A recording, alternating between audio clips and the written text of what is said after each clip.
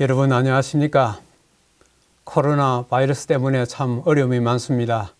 그러나 이런 기간을 통해서 우리가 함께 모여서 예배드리는 것이 얼마나 소중한지, 또 가족이 얼마나 소중한지, 이웃과 만나는 것이 얼마나 소중한지 그런 것들을 깨닫는 또 소중한 시간들이었습니다.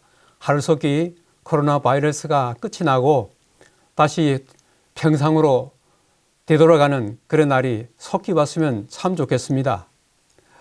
제가 매주 말씀드리는 이 말씀은 일반적으로 드리는 그 설교와는 조금 다를 수 있습니다. 그래서 제가 성경 연구 시리즈라고 하는 그런 주제 하에서 이 말씀을 드리고 있습니다.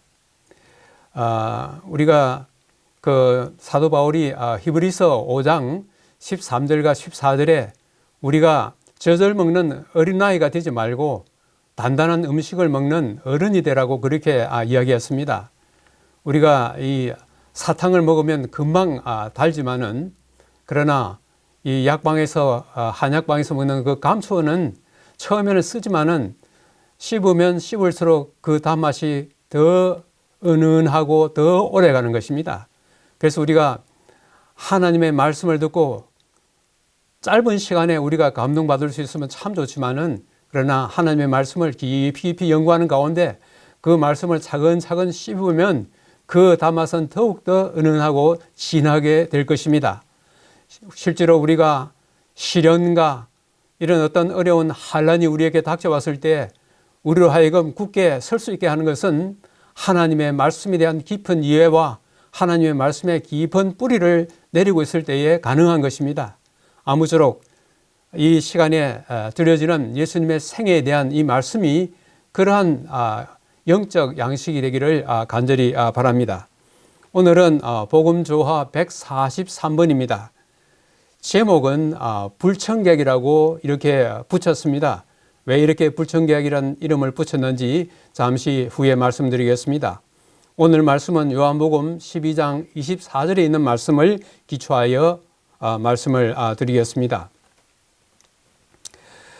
요한복음 12장 24절에 내가 진실로 진실로 너희에게 이르노니 한 알의 밀이 땅에 떨어져 죽지 아니하면 한 알 그대로 있고 죽으면 많은 열매를 맺느니라.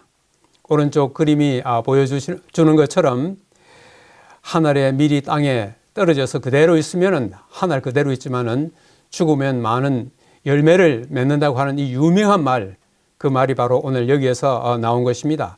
특별히 예수님께서 이 말씀을 하실 때에 그때에 헬라인들이 몇 사람이 예수님을 찾아온 때인 것입니다. 내가 진실로 진실로, 이게 원문에는 아멘 아멘으로 되어 있어요. 이것은 요한복음의 특징으로서 이렇게 예수님이 두 번에 걸쳐 아멘 아멘 하시는 것이 대략 한 25회 나오는데, 이 말씀을 하시고 나오는 그 다음의 말씀은 천지가 없어지는 것보다 더 중요하고 더 무게가 나가는 그런 말씀이 됩니다. 그래서 오늘 이 말씀은 매우 중요한 말씀이 되겠습니다. 왜 예수님께서 이 말씀을 하셨는지 그 배경을 한번 살펴보도록 하겠습니다.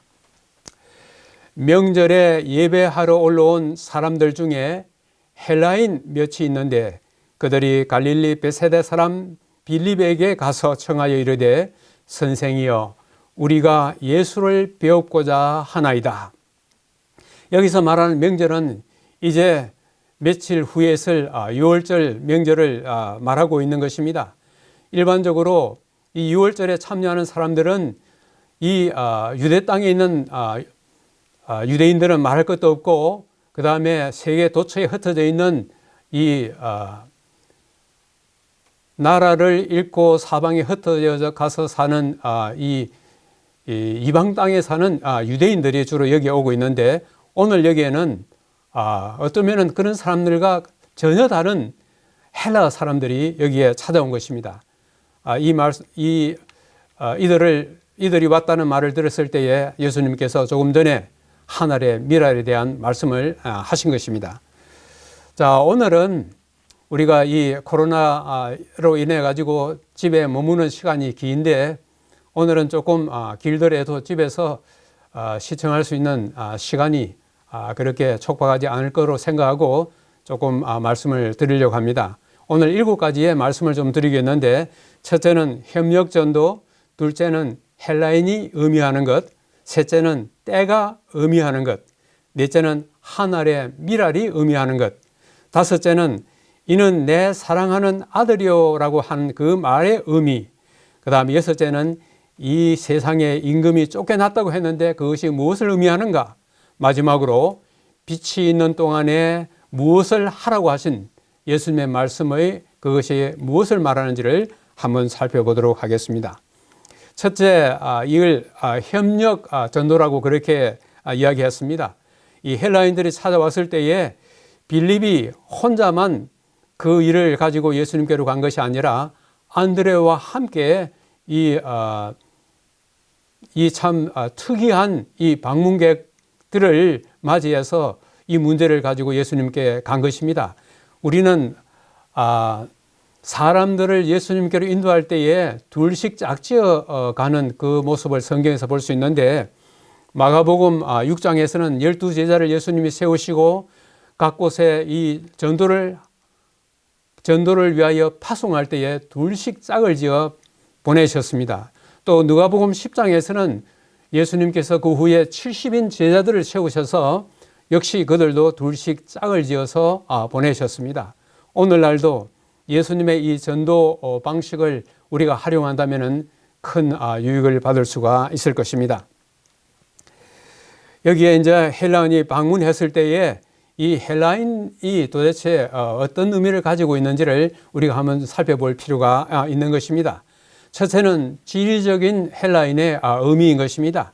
오른쪽 여기에 지도를 보시는 것처럼 이것은 지중해를 중심으로 한 로마 제국의 지도인 것입니다.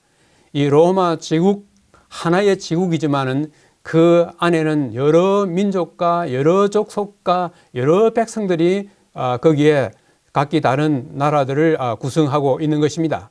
그래서 여기서 좁게는 헬라인이라고 했을 때는 그리스 사람, 그들을 갖다가 지칭할 수가 있습니다.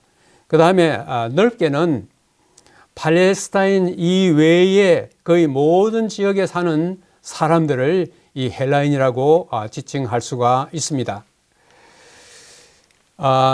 이 로마 제국 이때에 정치적으로는 로마 제국이지만은 문화적으로는 헬라 제국이라고 해도 과언이 아닌 것입니다.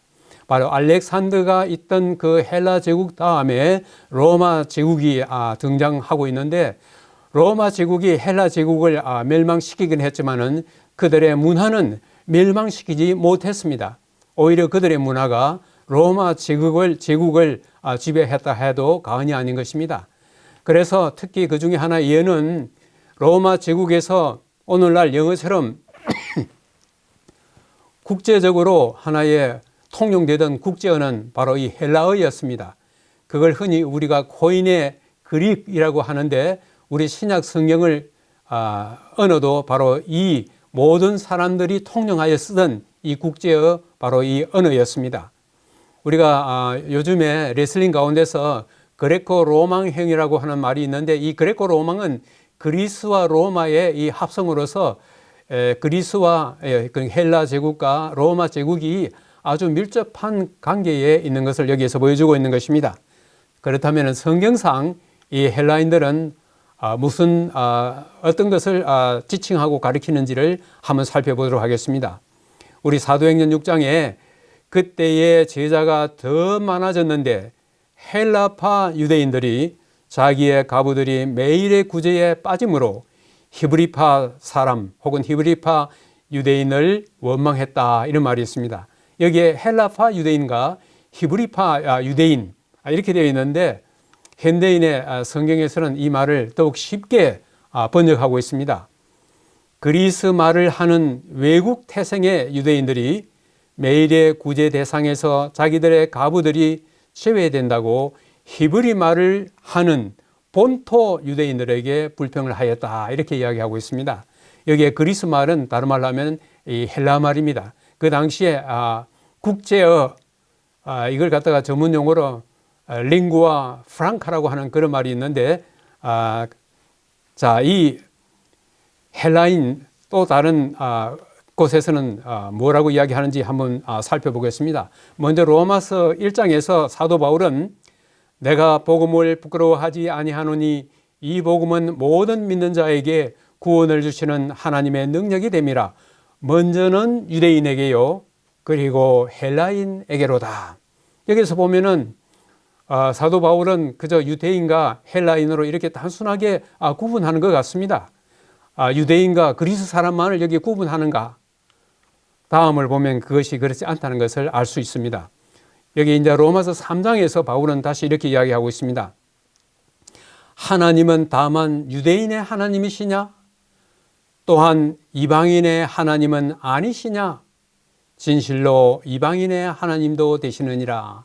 여기서 사도 바울은 유대인과 이방인으로 이렇게 나누고 있습니다. 조금 전에 1장에서는 유대인과 헬라인으로 그렇게 나누었습니다. 그래서 이 말은 뭐냐면 헬라인은 곧 이방인 전체를 통칭하는 그런 말로서 여기에서 이해할 수가 있는 것입니다. 그렇다면 이 예수님을 헬라인들이 찾아온 이것은 매우 특이한 아주 사건인 것입니다. 지금까지 예수님이 만났던 대부분의 사람들은 이 팔레스타인 그 주변과 팔레스타인과 그 주변에 있는 사람들이었는데, 오늘 여기에 헬라인들이 찾아온 것은 아주 먼 곳에서 아주 특별한 손님들이, 방문객이 찾아온 것입니다.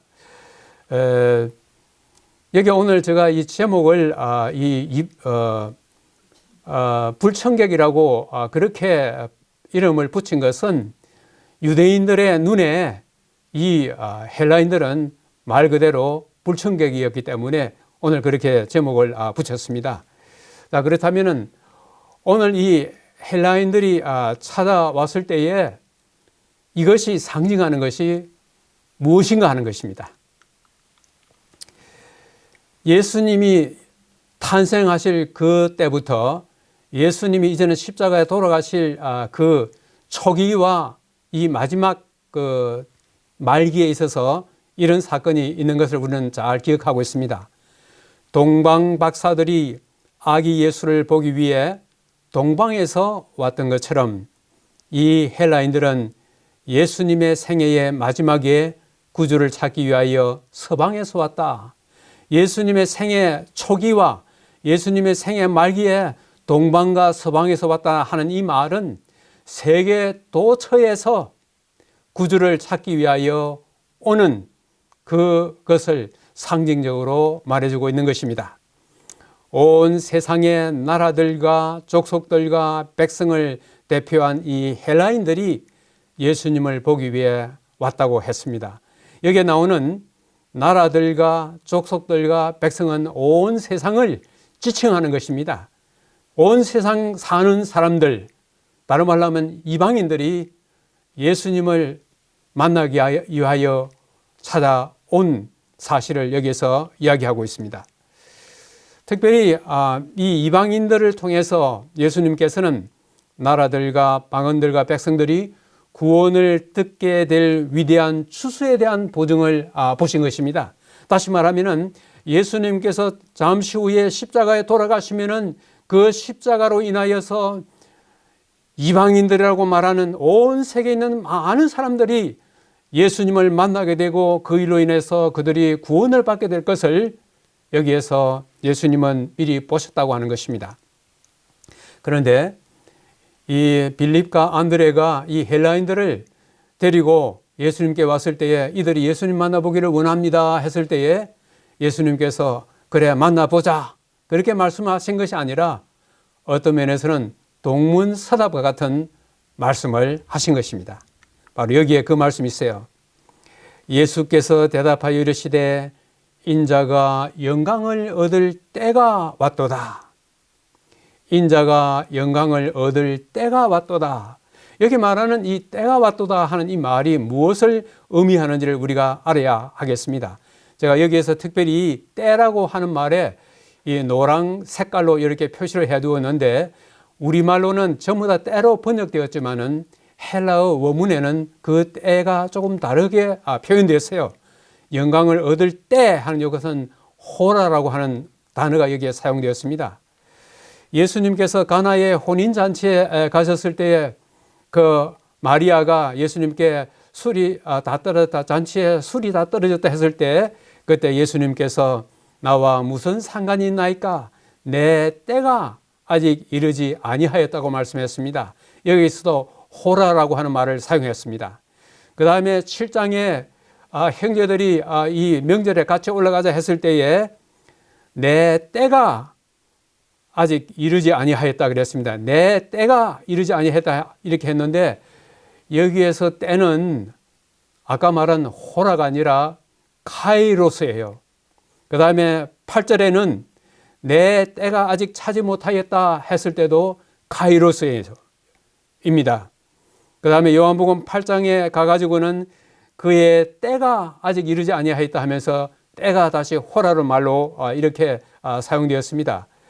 그 다음에 오늘 우리 여기서 요한복음 오늘 12장을 우리가 다루고 있는데 12장에서는 인자가 영광 얻을 때 호라가 사용되었습니다. 내가 이를 위하여 이 때에 왔나이다 호라가 사용되었습니다.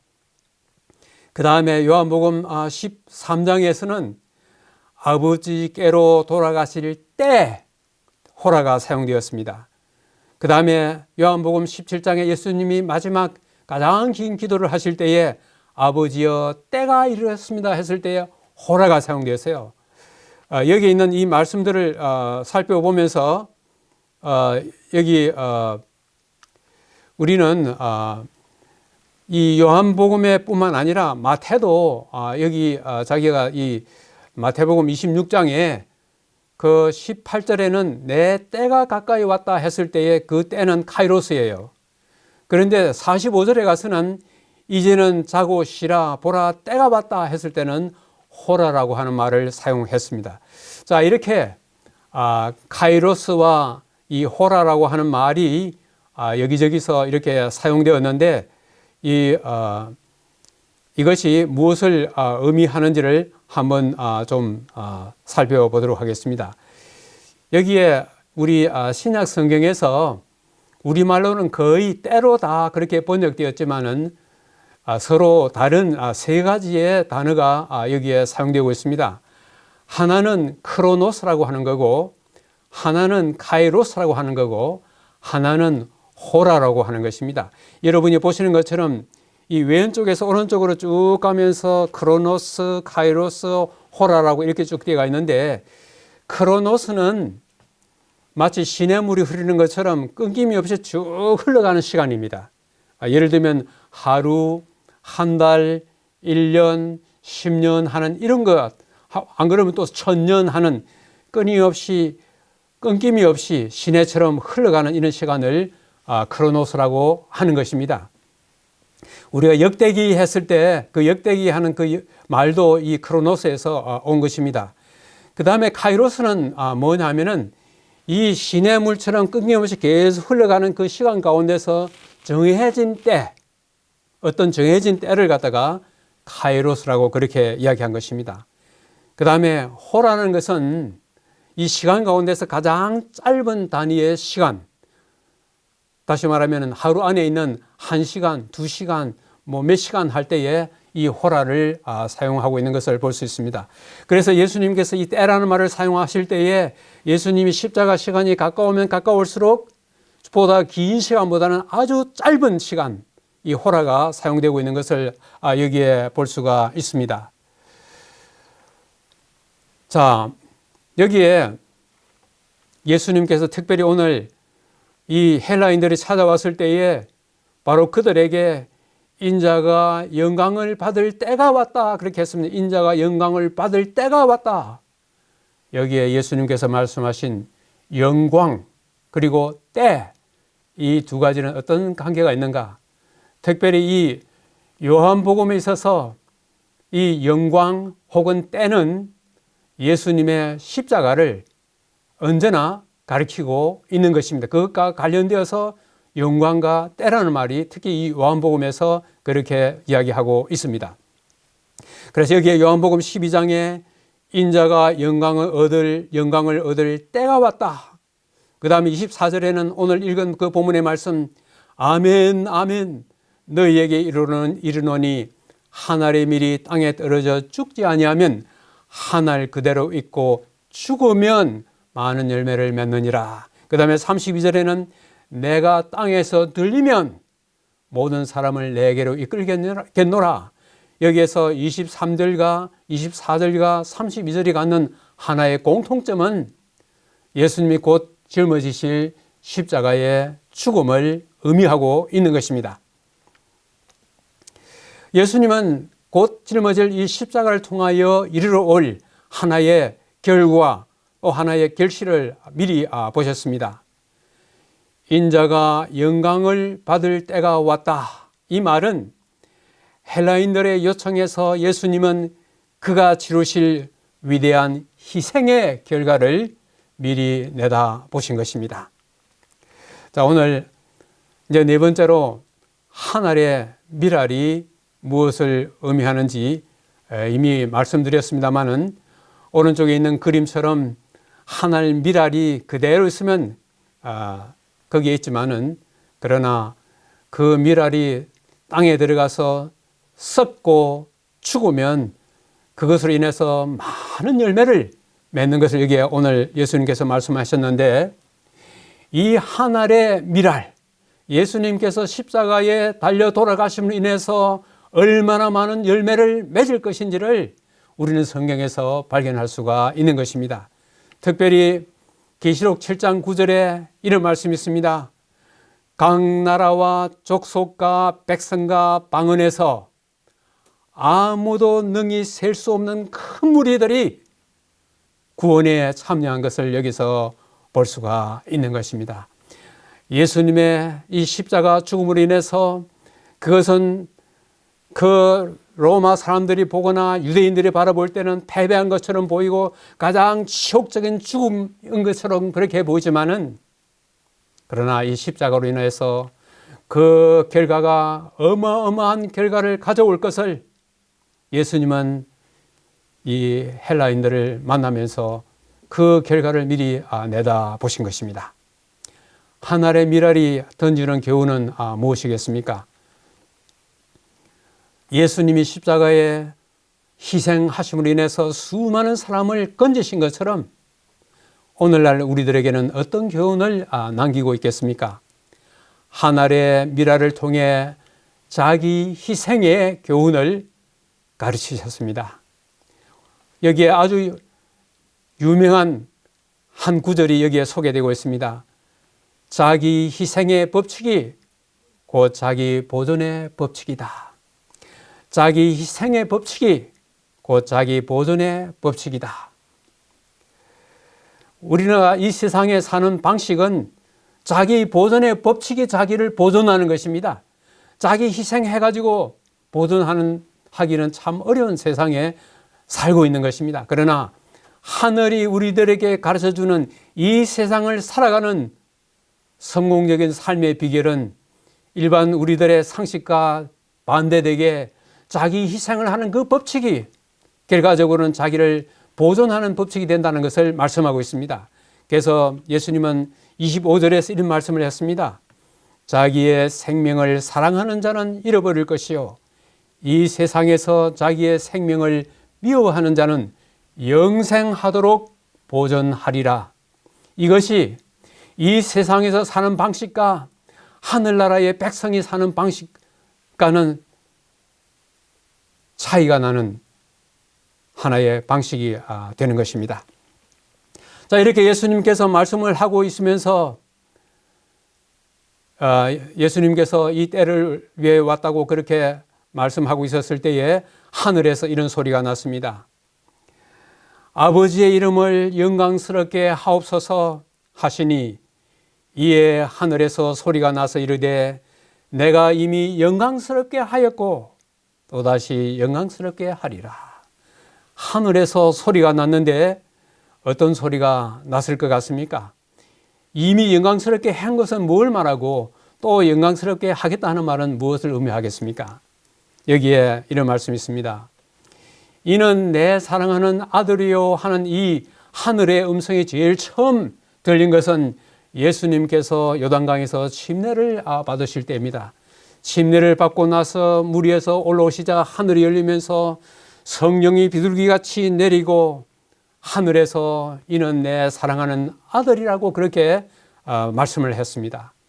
그 다음에 우리가 마태복음 17장에서 볼 수 있는 것처럼 예수님께서 요한과 베드로와 야고보를 데리고 산에 오르셨을 때에 그때 예수님이 호련히 변화되어 이 땅에 사람으로 오시기 이전 하늘에 있을 때의 그 영광스러운 모습으로 변했을 때, 그래서 그 산을 우리는 변화산이라고 합니다. 그때에 이 세 제자들이 보는 가운데서 하늘에서 음성이 들리면서 이는 내 사랑하는 아들이라고 그렇게 말씀했습니다. 이제 영화롭게 했지만은 다시 영화롭게 합니다. 이제 여기에 제자들 앞과 또 그 다음에 헬라 사람들이 찾아온 이 사람들 앞에서 다시 하늘에서 이는 내 사랑하는 아들이라고 그렇게 3번 이렇게 이 음성이 하늘에서부터 들렸습니다. 이것은 무엇을 의미하는 것이겠습니까? 이 지난 시간에 우리는 마태복음 23장에서 유대인들을 향하여 그들의 위선을 갖다가 들추고 그들의 은밀한 것을 공개하시면서 그들에게 가장 엄숙한 진리를 말씀하시고 마지막 호소를 하시면서 그들의 운명을 선언하셨습니다. 하늘에서 들린 그 소리는 그가 메시아라는 결정적 증거였으며 그가 하나님의 아들이시라는 하늘 아버지의 신호였습니다. 이 자리에는 유대인들도 그 자리에 참여하고 있었습니다. 예수님께서는 이 성전을 떠나시는 그 마지막 순간까지 그들에게 하나님의 아들 메시아를 받아들일 것을 간곡히 요청하는 그 음성을 이 헬라인을 만났을 때 그들을 통해서도 동일한 말씀을 여기에서 했고 하늘에서 마지막으로 이는 내 사랑하는 아들이라고 하는 사실을 다시 한번 확인시키면서 그들에게 다시 기회를 주시는 하나님의 놀라우신 사랑과 은혜를 우리가 여기서 볼 수가 있는 것입니다. 그 다음에 6번째로 예수님께서 이런 말씀을 하셨습니다.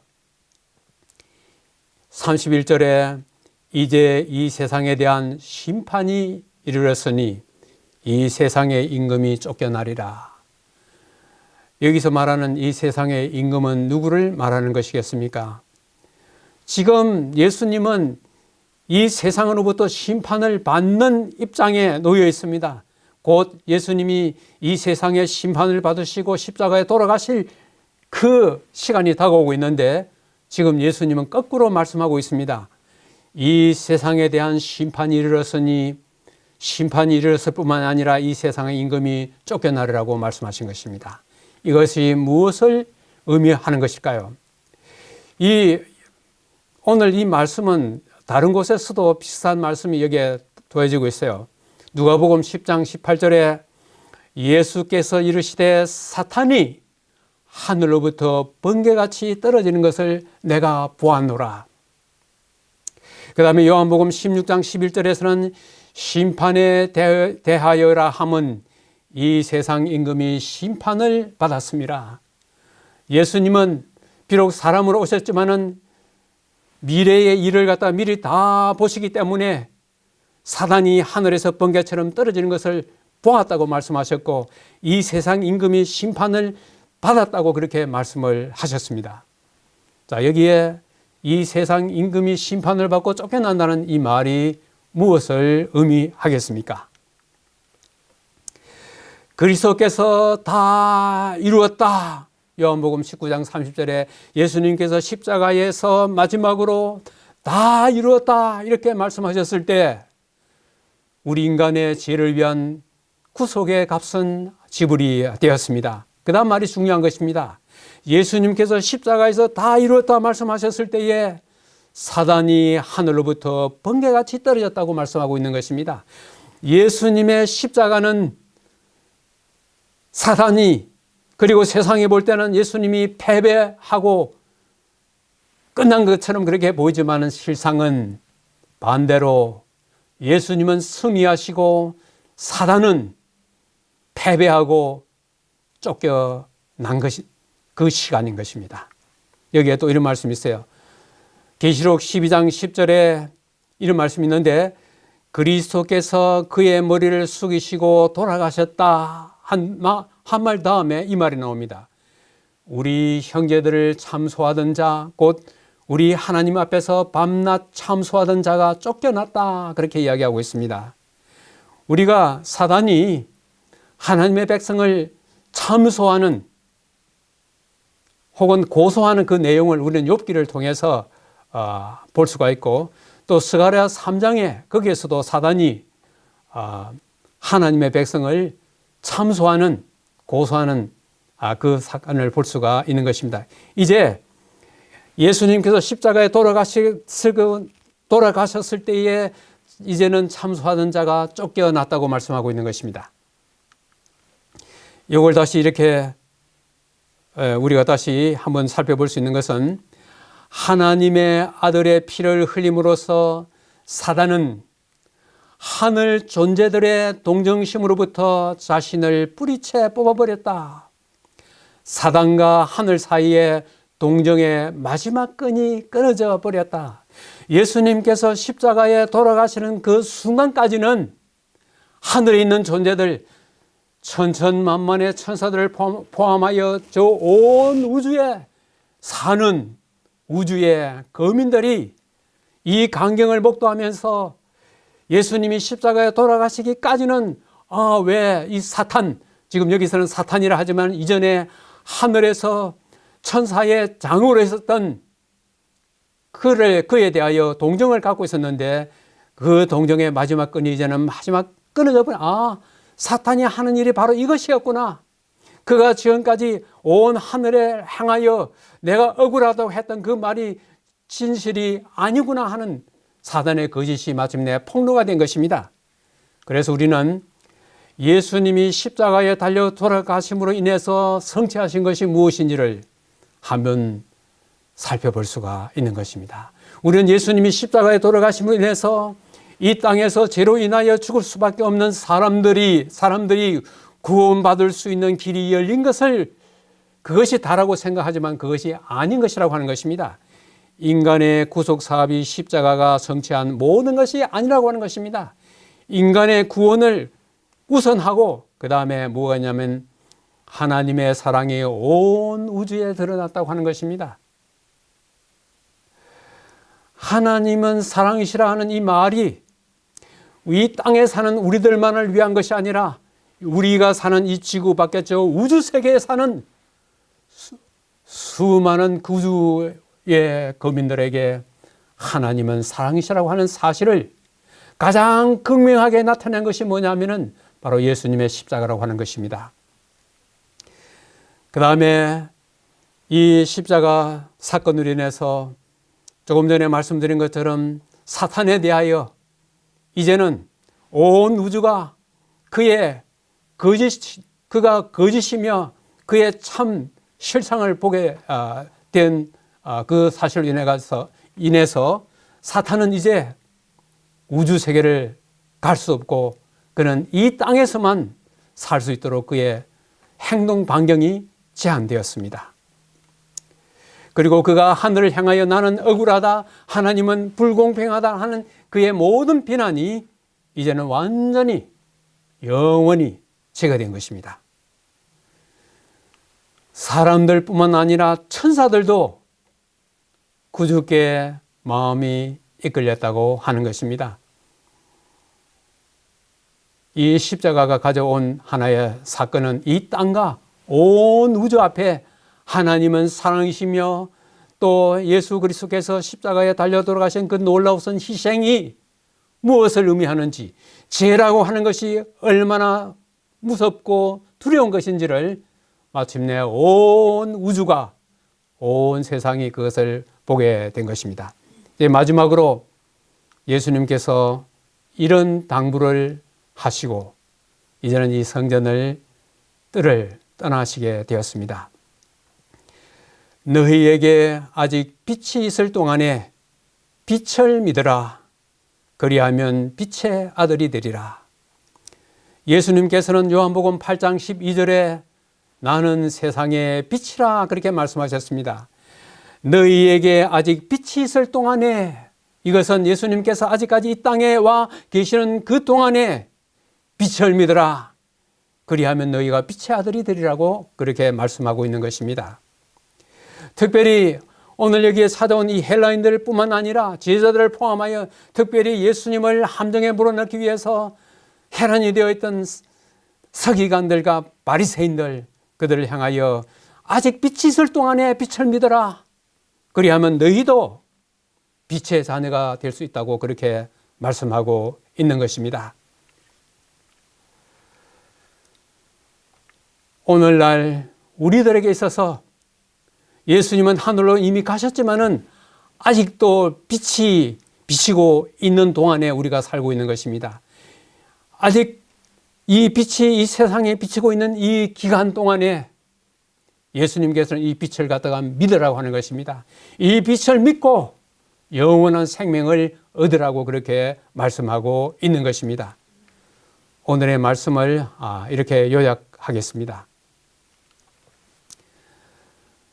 첫째, 예수님의 봉사 마지막에 이 헬라인들이 찾아왔습니다. 그들이 찾아왔을 때 예수님께서 한 알의 밀알의 비유를 통해 예수님 자신의 죽음이 가져올 결과를 말씀하셨습니다. 예수님의 십자가의 일로 인하여 수많은 열매를 맺을 뿐만 아니라 마침내 이 땅에 죽음을 가져오고 온갖 불행과 고통을 가져온 지금과 같은 이 코로나 바이러스 같은 온갖 병독을 뿌리는 사탄이 마침내 쫓겨나게 되었다는 것. 그리고 마지막으로는 세상의 빛이 되시는 그리스도를 믿고 영생을 얻으라고 하는 이런 말씀이 오늘 말씀 전체를 요약하는 것이 되겠습니다. 이 말씀을 생각하시면서 두 가지 질문을 한번 드려봅니다. 첫째, 내 주변의 헬라인들을 어떻게 주님께 인도할 수 있을까? 저희 동네에 수많은 노인분들이 살고 있는데 그들에게 어떻게 참 하나님의 말씀을 전해야 될지 참 고민스러운 시간을 보내고 있습니다. 두 번째, 나는 하늘의 밀알이 되기 위해 내가 할 수 있는 것이 무엇일까? 여러 가지가 있을 것입니다. 한번 이 한 주일 동안에 이 두 질문들을 한번 깊이 생각해 보는 그런 시간이 되었으면 좋겠습니다. 오늘의 이 말씀을 마치면서 마지막으로 또 제가 글을 한번 지어 보았습니다. 제목은 불청객이지만은 오늘 글의 제목은 불청객의 축복입니다. 유대인의 눈에 헬라인은 불청객, 헬라인의 눈에 예수님은 환영객. 예수님을 찾아온 그들, 하늘에서 나는 소리를 들었다. 이는 내 사랑하는 아들이라고. 빛이 있을 동안에 빛을 찾아와 빛을 믿었다. 구원의 빛이 그들을 두르니 빛의 아들들이 되었다. 이보다 더한 축복이 있으랴.